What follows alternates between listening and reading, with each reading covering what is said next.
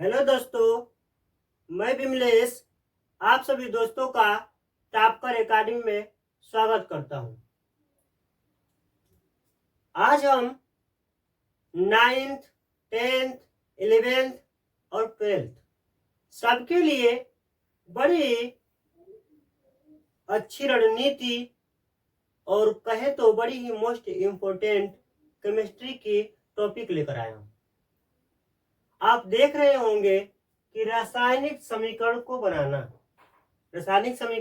बनाना मतलब रासायनिक समीकरण केमिस्ट्री में सब लोग पढ़ रहे हैं। 9th में पढ़ रहे हैं, 10th में पढ़ रहे हैं, 12th में पढ़ रहे हैं, 11th में पढ़ रहे हैं, लेकिन ये बनता कैसे है बहुत लोगों को अभी आज तक बनाने नहीं आता है। तो उसको जानेंगे कि कैसे बनाई जाती है और बिल्कुल आसान तरीका से बताऊंगा। बस आप लोग ध्यान से देखिएगा, समझने का कोशिश कीजिएगा। हो सके एक वीडियो में ना समझ में आए फिर नेक्स्ट वीडियो लेके आऊंगा, लेकिन बिल्कुल आपको समझा के रहूंगा, ये मेरा वादा है। तो आइए देखते हैं कि रासायनिक समीकरण कैसे बनाते हैं, कैसे रिएक्शन कराते हैं। तो सबसे पहली बात कि मेन जो पॉइंट होते हैं उन पॉइंट को पहले जानेंगे। जैसे कि पहला पॉइंट क्या है, तो पहला पॉइंट ये रहा कि आपको परमाणु क्रमांक, परमाणु संकेत याद होना चाहिए। ठीक है, कम से कम ज्यादा न याद करो तो 30 तो याद ही कर जाओ कि किसका परमाणु क्रमांक कितना होता है, इसका सिंबल क्या होता है और इसकी संयोजकता कितनी होती है। अगर हो सके तो ये भी याद कर जाओ कि बैलेंसी कितनी होती है। बड़ी आसान रहेगा। नहीं आ रहा है बैलेंसी निकालने तो मैं कॉलम अभी बता रहा हूं कि बैलेंसी निकालते कैसे हैं। और यहां से देख लीजिए पहला काम कि बैलेंसी निकालेंगे। क्यों? क्योंकि जब तक हमारा इक्वेशन बैलेंस नहीं रहेगा तब तक से आप रासायनिक समीकरण नहीं बना सकते हैं। तो सर्वप्रथम जानेंगे कि बैलेंसी मतलब इनकी संयोजकता होता कितना है, कैसे निकालते हैं। कुछ लोग कंफ्यूजन हो जाते हैं कि सर इसका +1 है, -2 है, मतलब क्या है इसका। आज मैं बताऊंगा कि क्या मतलब है और कैसे निकाली जाती है। इसके बाद दूसरा टॉपिक बात करें तो पहला काम कि सूत्र बनाना आनी चाहिए। सूत्र बनाते कैसे हैं, इसके साथ ये रिएक्शन के तो ये सूत्र बना, लेकिन इसका सही है कि गलत है कैसे पता करेंगे। दूसरा टॉपिक रहा। तीसरा टॉपिक रहा कि क्या ये संतुलित है, संतुलित भी करना है। ठीक है, तो आइए इस तरह से वीडियो को कंटिन्यू करने से पहले एक बार आप लोगों से रिक्वेस्ट करूंगा कि प्लीज वीडियो पसंद आए तो लाइक कीजिए, शेयर कीजिए और सब्सक्राइब करना बिल्कुल न भूलें। छोटा छोटा टॉपिक लेके आ रहा हूं जो आपको केमिस्ट्री में एक न एक दिन बादशाह बना देगा। तो घबराइए नहीं समझ में आ रहा है रिपीट करके देखिए, लेकिन देखिए समझिए उसे। ठीक है ना। आज हमारे कोचिंग के भी बच्चे कहते सर कैसे बन जा रहा है। ठीक है, तो सोचा कि इसी के माध्यम से आप लोग को भी समझा दूं, उनको भी समझा लूं। आइए समझिएगा, देखिएगा। जैसे बैलेंसी निकालना है हमें, तो हाइड्रोजन है, तो हाइड्रोजन का परमाणु क्रमांक कितना होता है, 1 होता है। और हीलियम का 2, लिथियम का 3, बेरिलियम का 4, बोरान का 5, कार्बन का 6, नाइट्रोजन का 7, ऑक्सीजन का 8, फ्लोरीन का 9, नियान का 10, सोडियम का 11, मैग्नीशियम का 12, बात करें एल्यूमिनियम का 13, सिलिकॉन का 14, फास्फोरस का 15, सल्फर का 16, क्लोरीन का 17, आर्गन का 18 और पोटेशियम का 19 और कैल्शियम का 20। ठीक है, और हो सके तो आप इससे 30 मतलब 10 और बढ़ा लीजिएगा और जो मोस्ट है उनको भी देख के और आगे से याद कर लीजिएगा। ठीक है, तो वैलेंसी कैसे निकालते हैं उसको जानेंगे पहले कि संयोजकता इसका निकलेगा कैसे सर जी। तो संयोजकता देखो भैया निकालने का सबसे अचूक रणनीति ये है कि आप अष्टक नियम के अनुसार पहले काम की इसका विखंडन कीजिए। ठीक है, तो अष्टक नियम क्या कहता है कि कोई भी परमाणु उसके बाह्य कक्षक में कम से अधिक इलेक्ट्रॉन कितने रह सकते हैं। तो अधिक से अधिक इलेक्ट्रॉन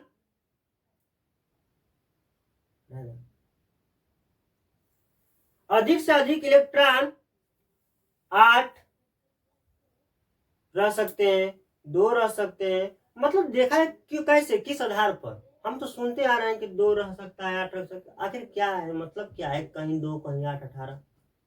तो देखिएगा कभी भी आपके मतलब किसी भी तत्व के परमाणु के बाह्य कक्षक में अधिक से अधिक इलेक्ट्रॉन इतने रह सकते हैं, कितने, 2 8 8 18 18 32। ठीक है, इतना ही जानिए। सर ये आया कहां से? बिल्कुल आपका सही क्वेश्चन रहा कि सर ये आया कहां से। ये देखो, जब भी पीरियोडिक टेबल आप देखते हो तो पीरियोडिक टेबल में देख रहे हैं कि इधर 18 क्या है, कॉलम होता है, 18 कॉलम बना होता है और 7 आवर्त बना होता है। जो मतलब 36 पंक्ति है उसे आवर्त कहते हैं, और जो खड़ी पंक्ति वर्ग है उससे क्या कहते हैं, ग्रुप कहते हैं, वर्ग कहते हैं, समूह भी कहते हैं। ठीक है, इधर जो 36 पंक्ति इसे आवर्त, और जो खड़ी वाली है इसे वर्ग या समूह कहते हैं। ठीक है, तो जब देखिएगा जैसे 7 आवर्त है तो 7 आवर्त में पहले आवर्त में देखिएगा, मान लो कि पहले आवर्त में ऊपर क्या रखा गया, हाइड्रोजन। हाइड्रोजन का कोई तत्व मतलब है तो इसका आवर्त सारणी में कहीं भी स्थान निश्चित नहीं है। इसे आवर्त सारणी का आवारा तत्व के नाम से भी जाना जाता है। ठीक है ना, आवारा तत्व कहा जाता है हाइड्रोजन को। बात करें आगे तो लिथियम, हाइड्रोजन होता है फिर लिथियम आ जाता है। तो कैसे लिथियम आ गया, नीचे इसका लिथियम आ जाता है। फिर बात करें तो यहाँ पे सोडियम आ जाता है। फिर बात करें आगे तो पोटेशियम आ जाता है। ठीक है, आखिर ऐसा क्यों हो रहा है? तो हमने कहा कि भैया देखो यही रणनीति है। आप आवर्त सारणी देख लीजिएगा, बिल्कुल ऐसे ही रखा गया है। कैसे, देखिए हाइड्रोजन का परमाणु क्रमांक कितना होता है, 1 होता है। इसमें 2 जोड़ दो तो कितना हो जाएगा, 3 हो जाएगा। मतलब लिथियम का देखो परमाणु क्रमांक कितना है, 3 है। अब आगे बढ़ते हैं तो हमने कहा 8, 2 जोड़ दिए, 8 जोड़ेंगे। तो 8 जब जोड़ेंगे 3 में तो कितना होगा, 11। देखो ना, सोडियम आ गया। फिर 11 में क्या जोड़ेंगे, 8 जोड़ेंगे। तो 8 जब जोड़ेंगे तो क्या हो जाएगा, 19 हो रहा है। ठीक है, अब किसको जोड़े सर, तो 18 को जोड़िएगा। किसको, 18 को जोड़िएगा। तो 19 में 18 जोड़ के देख लो कितना हो जा रहा है, तो 37 हो रहा है। ठीक है, तो 37 हो गया। इसी के आधार पर फिर 18 जोड़ेगा, फिर 32 जोड़ेगा। इसी के आधार पर आपका आवर्त सारणी में तत्वों को रखा गया है, और इसी के आधार पर क्या करते हैं इलेक्ट्रॉनिक विन्यास करते हैं। तो मतलब क्या हुआ कि सर इसका तो बताइए। तो देखिएगा हाइड्रोजन का करें तो हाइड्रोजन का एक ही इलेक्ट्रॉन है। ठीक है, तो जब एक ही इलेक्ट्रॉन है तो क्या करेगा, +1 अपना दे देगा। तो सर प्लस क्यों हो रहा है, प्लस इसलिए हो रहा है कि हाइड्रोजन का क्या कर रहा है, दान कर रहा है। ठीक है, अब देखिएगा क्यों दान कर रहा है, क्योंकि वो अस्थायी होना चाहता है। हर तत्व या परमाणु अस्थायी होना चाहता है। ठीक है, अब देखिए हीलियम की बात करें तो हीलियम का क्या होता है, तो हीलियम का सर 0 होता है। क्यों, इसलिए किसी कक्षक में कितने इलेक्ट्रॉन है, देखा जाए तो 2 ही है। और जब उसका पूर्ण कोष भरा हुआ है तो क्या हो जाएगा, 0 हो जाएगा। इसीलिए इसे कहाँ रखा गया है, 18वें समूह में रखा गया है। अक्रिय गैस, इनर्ट गैस के रूप में रखा गया है 18वें समूह पीरियोडिक टेबल में। ठीक है, अब देखिए लिथियम की बात करें तो लिथियम का जब कितना परमाणु क्रमांक होता है, 3 होता है। इसके बाह्य कोश में इलेक्ट्रॉन कितने होंगे? 2, 1 होगा इसका विखंडन। तो एक क्या करेगा? ये किसी को दे देगा। क्यों? अस्थायी होने के लिए। इसलिए लिथियम का कितना हो जाएगा? लिथियम का +1। इसी तरह बात करें 4 बेरिलियम, तो एक मतलब इसका भी खंडन करें 2, 2 होगा। तो देखिएगा इसका कितना हो जाएगा? +2। इसी तरह बोरान का बात करें तो बोरान 2, 3, तो मतलब क्या हो जाएगा? +3। ठीक है। अब देखिएगा, अब ये 6 आ रहा है, गेम है यहीं पे 6 आ रहा है, तो 2, 4 होगा ना। अब देख रहे हो भैया कि हमें चाहिए कितनी? कम से कम अधिक से अधिक 8 इलेक्ट्रॉन चाहिए ये कोष बनाने के लिए। तो देख रहे हैं कि ये 4 है बाह्य कक्षक में, या तो ये 4 दे सकता है या तो 4 ले सकता है। ले सकता है या दे सकता है, दोनों की स्थिति है। अगर इसे कोई दे भी दे तो भी अस्थायी हो सकता है, और ले भी ले तो भी अस्थायी हो सकता है। दोनों की स्थिति बनी रहती है। ठीक है। तो इसलिए आप कभी भी इसको लिखिएगा तो प्लस माइनस करके क्या लिखिएगा? 4 लिखिएगा। ठीक है। आ रहा है बात समझ में?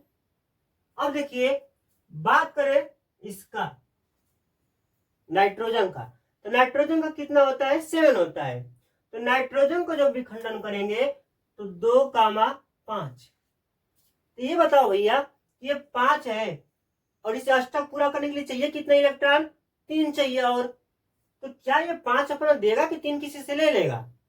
ले लेगा। क्यों? क्योंकि जिसको देगा कहेगा भैया तू अपना ही मुझे 3 दे देना, 5 मुझसे मत ले, वो आसानी से दे देगा। इसकी क्या हो जाएगी? क्या कर रहा है? ले रहा है। और ले रहा है तो कैसी संयोजकता हो जाएगी? -3। ठीक है।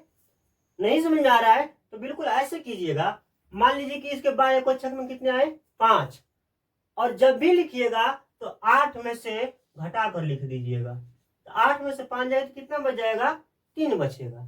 ठीक है। बस याद रखना कि जो क्या 4 से बड़ा हो जाए, मतलब इलेक्ट्रॉन की संख्या बाह्य कक्षक में 4 से क्या हो जाए? बड़ा हो जाए। ठीक है। तो क्या करेंगे आप? 8 में से घटा के लिखिएगा, वही आपकी क्या होगी? संयोजकता होगी। और क्या करेगा? लेगा। लेगा तो क्या हो जाएगा? माइनस हो जाएगा। ठीक है। अब देखिए, ऑक्सीजन की बात करें तो ऑक्सीजन का परमाणु क्रमांक कितना होता है? 6 होता है। तो जब इसका 8 होता है, सॉरी 8 होता है, तो जब इसका भी खंडन करेंगे तो 2, 6 हो जाएगा। तो देख रहे हो ये 4 से बड़ा है 6, तो क्या करेंगे? 8 में से घटा देंगे। 8 में से घटाएंगे तो कितना बचेगा? 2 बचेगा। तो 2 इलेक्ट्रॉन क्या करेगा? ये लेगा अष्टक पूरा करने के लिए। इसलिए इलेक्ट्रॉन की वैलेंसी कितनी हो जाएगी? 2 हो जाएगी। ठीक है। इसी के आधार पर आप अपना पूरा निकाल के प्रैक्टिस कर लीजिएगा। आइए आगे बढ़ते हैं। जब आगे बढ़ेंगे तो सबसे पहले जानेंगे कि सूत्र बनता कैसे है। तो सूत्र बनाने के लिए सबसे पहला काम कि जानते हो क्रिया 2 लोग के बीच में होती है, 2 या 2 से अधिक लोग के बीच में ही क्रिया होती है, सिंगल व्यक्ति से नहीं क्रिया होती है। ठीक है। तो क्रिया जब होगी तो एक मतलब कहे तो एक जैसे मतलब सेम में क्रिया कभी होगी? नहीं होगी। कहीं देखे सेम क्रिया करते हुए किसी को? नहीं होती है। इसलिए नहीं होती है कि सेम जब जात मतलब एक ही जाति के हैं तो उनके बीच में क्या लगेगा? प्रतिकर्षण बल लग जाएगा। प्रतिकर्षण बल जब लगेगा तो दोनों क्या हो जाएंगे? दूर दूर हट जाएंगे। और दूर दूर हटेंगे तो कोई क्रिया नहीं होगी। इसलिए क्या चाहिए? आकर्षण बल। आकर्षण बल कब लगेगा? जब दोनों विपरीत हो। लड़के लड़के के बीच में उतना घनिष्ठ संबंध देखे हैं? नहीं। एक लड़के लड़की के बीच में अथाह प्रेम देखे होंगे। ठीक है। वो तो दोनों जेंडर क्या है? विपरीत है। ठीक है ना। अब देखिएगा, तो उसी तरह बात करें तो कभी भी सूत्र बनाने के लिए पहला काम कि एक प्लस चार्ज वाला चाहिए और एक माइनस वाला चाहिए, इलेक्ट्रॉन की संख्या वाला, तभी जाकर फार्मूला बनेगा। बिल्कुल नहीं तो नहीं बनेगा। ठीक है, जैसे आप हमने एग्जाम्पल के लिए बोल रहा हूं कि जैसे सोडियम क्लोराइड आप ले लीजिए, तो सोडियम क्लोराइड लेंगे तो आप जानते हो कि सूत्र क्या होता है इसका, NaCl होता है। सोडियम क्लोराइड है साधारण नमक, ये इसको याद है आपको भी। लेकिन ये कैसे बना सर जी, कैसे, तो जानेंगे। देखिएगा, जब सोडियम की बात करें तो सोडियम का देख रहे हो ना कितना होगा, 11 होगा। तो 11 जब होगा तो इसका विखंडन कीजिए तो 2,8,1 होगा। तो इसके बाह्य कक्षक में इलेक्ट्रॉन कितने हैं, 1 होगा। तो ये क्या कर देगा, ये किसी को दे देगा, और जब देगा तो कैसा चार्ज हो जाएगा, मुझे धनी आदमी ही देता है, धनी व्यक्ति तो किसी को धन देता है, तो इस पे क्या हो जाएगा, धन चार्ज हो जाएगा। और कितना दे रहा है, तो 1 दे रहा है, इसलिए इस पे कितने चार्ज हो गए, +1। और बात करें क्लोरीन का, तो क्लोरीन देख रहे हो 17 नंबर पे है। तो इसकी जब भी खंडन आप करेंगे तो क्या होगा, 2,8,7। इसको अष्टक पूरा करने के लिए कितने इलेक्ट्रॉन चाहिए, 1 चाहिए।